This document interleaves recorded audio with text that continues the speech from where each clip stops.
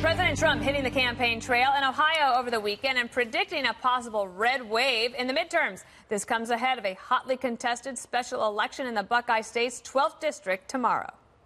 They're talking about this blue wave. I don't think so. You win and you're a little complacent, but I mean, that was 2 years ago.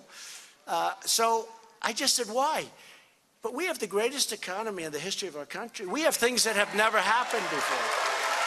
And look, if the Democrats get in, they're going to raise your taxes. You're going to have crime all over the place. You're going to have people pouring across the border. So why would that be a blue wave? I think it could be a red wave.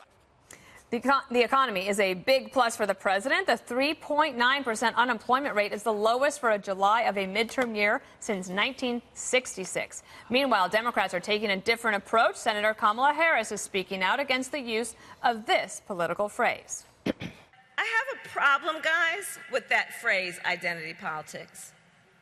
Because let's be clear. When people say that, it's a pejorative. That phrase is used to divide and it is used to distract. Its purpose is to minimize and marginalize issues that impact all of us. It is used to try and shut us up. All right, Greg, I'm going to have to go to you on that because you talk a lot about identity politics and how that helps divide the country. And she's saying it's actually, if you say that, then you're being divisive. Well, that was a very powerful, I mean, if you agree with her, she's very persuasive. I have to say she's a strong speaker. I do disagree with everything she's saying, but I have to say that the way she said it was pretty strong. Identity politics used to be a rallying cry for the left. It was a positive thing. Now when you mention it, it's an insult. Right. And the reason is because ultimately the consequences of identity politics is putting the group before the individual. And what happens is everybody who are in their specific groups then have to feel that their group is somehow more important than the other group. So what you end up having are warring factions. And you're seeing it a lot of times where one group accuses another group of cultural appropriation, and then another group accuses that group of something else. Ultimately, it's going to turn on itself. This is why Trump won, was because he was talking about one identity politic, which was American. Now, then you have the left saying, no, that's racist, because what you're really saying is white when you're talking about America. That's the consequence of identity politics, is what they're saying is that if you are white, you are part of the oppressor group. And it's the identity. And so when you say identity politics, you're obviously racist. So that's, nothing good can come from identity politics, because in its heart, it's about division. Tammy, welcome to The Five. Thank you. Pleasure it was to be here. quite a different message, right? So President Trump's at a rally. That's a different scene for him. He loves it. He's into the crowd. Can you contrast that with Kamala Harris, who was giving a speech at Netroots Nation? What do you think about the way that they're both setting things up? Well, her attempt to retreat from identity politics, which they've relied on for decades, tells you that they've noticed it's not working. They've seen something internally that tells them, we've got to stop this. And actually, an Independent Women's Voice, which I'm the president, and McLaughlin survey shows that 85% of people don't care, as an example, about gender. They're not going to base their vote on gender. And yet that's what all of 2016 was, really. Vote for Hillary, it'll be the first woman president. Or vote for this person, it'll be the first of this thing or the other thing. Americans are not caring because they've realized that that's false. It doesn't work. So her position is, well, this is now not working. We've relied on this. Let's retreat a bit. The president just being consistent. It was what the campaign was. We're all in this together. The numbers prove that's correct.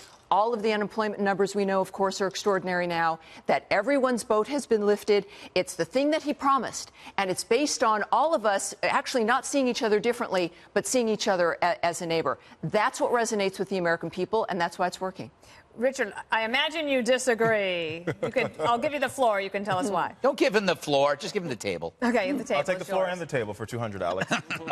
So here's my take on this. So here's what I think what Senator Harris was trying to say there, and she said it very eloquently, is this. When you fix an issue that's, for example, plaguing the African-American community, you help all Americans. When you properly fund public education, you help all Americans. When you fix our broken immigration system, you help all Americans. When you make sure that everybody has the right to vote, without disenfranchisement, you help all Americans. So it's not identity politics. Make sure that America works for everybody, no matter their color, no matter their race, no matter their sexuality, no matter their zip code. And I think that's the fight that Democrats are having. Don't you think that's but sounds like Donald Trump? Yeah, I was going to say. No, I think it's completely different from Donald Trump. I think what we have in the White House is a president who won't even acknowledge that Pride Month is a thing, and we're still fighting for LGBTQ rights, right? You have a president in the White House who also accepted gay marriage before Obama did. But you also have a president in the White House who gets in fights with NFL players or gets in fights with LeBron James because he opened up a school. He also gets in fights with Hillary Clinton. He gets in fights with everybody. He gets in fights with Rosie O'Donnell. That doesn't hurt any particular group if he's fighting with somebody. Well, I think if you talk to the African American community, they would say when you pick on LeBron James for opening a school in Akron, Ohio, you're picking on the entire African American community. And he didn't pick on him because he opened up a school. He picked on him because LeBron James picked on Donald Trump, and he does that with everybody. And also, it was to make fun of Don Lemon. It was about Don Lemon. He's supposed to be above this. Well, he's the leader of the free world. We know Trump doesn't take the high road. He gets in the dirt and he fights it out. Just say it. Okay, but you should be used to it. It's 2 years going on 8. So I think the identity politics thing is they're looking for differences, as Tammy said, instead of everything that unites us. And the Democratic Party, they have coalitions. And they group these coalitions together for electoral victories based on their identity. And what they do is they have these groups, and they say, these groups have grievances. And we are going to correct those grievances. We are going to right those wrongs or right those injustices. And we're going to take and use the government to do that by redistributing wealth and benefits. But what they do is they say everything that's wrong, that's plaguing these identity groups, is the fault of Republicans. It's not the group's fault. It's not the economy's fault. It's not something that has nothing to do with Republicans. It's all the Republicans' fault. So they demonize the Republicans and create a war. There's a war on women. There's a war on minorities. There's a war on Muslims. And a lot of Republicans don't go out every day and wake up, eat breakfast, and say, how can I wage war on other people in this country? They go to work, they get their money, and they don't want the government to keep all of it. That's all. Can I play a couple of pieces of sound for you and control them? I'm going to ask you to play these thoughts back to back. One is a Senate candidate, a Republican Senate candidate in Michigan. That primary election is tomorrow. And the other is from, Alexandria Ocasio-Cortez, who was in the same state of Michigan campaigning for somebody else over the weekend. I don't have a black message. I don't have a white message. I have a red, white, and blue message. I have a message of everybody achieving the American dream. We can say that a Muslim man can be the first governor, that can be the first Muslim governor in this country, in the Midwest. And we don't have to be afraid of some other that won't vote for him, because we know that 10 years ago they voted for a man named Barack Hussein Obama. Tammy, your thoughts on that? Look, and she uses it right there. She says some other. Casting immediately everyone else as the other. Now, look, this is why it's not working and why Senator Harris is troubled.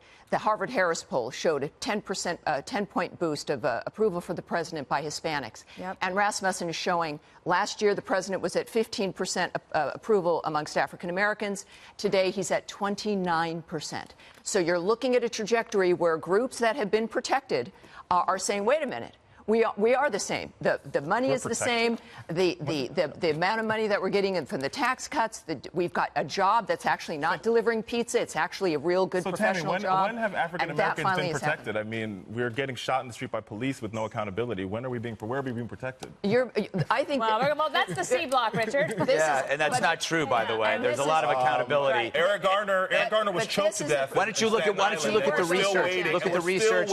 Look at the research of who's doing the shooting, Richard. Yeah. We'll get a chance. You can slip that in, but that. Very good example right now with those numbers for African Americans. We immediately go to fear and victimhood. That's what we're rejecting. Oh, because I'm very fearful when I get pulled over by the police. I'm very fearful. All right. So here's the bottom line. We're talking about identity politics. Let's say you want to have a discussion with somebody about identity politics, and you say, I'm willing to listen to you, and I want to know, and I agree with you. What do you get? You don't get the answer because it's never enough. The idea of identity politics is that as you are the oppressor and they are the oppressed, so there's actually no end in sight. So if you say, will you take our help? I would like to help you with this. That will not be enough. If you see any public disturbance between either with Antifa or activists, these are people who are not interested in the discussion. All right? So that's why people say when they were talking about identity politics, they can't have a discussion because it never ends. They're never happy. The identity politics is not about solutions. All right? It's about undoing civilization, Greg, and especially capitalism in America. Antifa's a red herring because that same argument can be made about the KKK. They're not trying to have a discussion with me about how to be less racist. I agree with you there. So Antifa is like the KKK. But that's not a red herring. If you talk to everyday African Americans, they would say, or you talk to everyday brown folks, they would say, high-quality neighborhood public schools, investments in our community, opportunities in our community. Every American says that. Exactly. Every and American that's what we're wants fighting. that. And we're still fighting for that in the African American community. Everybody's fighting for it. We're all fighting for it. Let's get Jesse here. I want to ask Jesse one last thing, which is that President Trump, he has a way of basically disrupting everything. So you have Republicans across the country trying to lower expectations going into Ohio 12 tomorrow so that they could hopefully, beat expectation. He says he's just...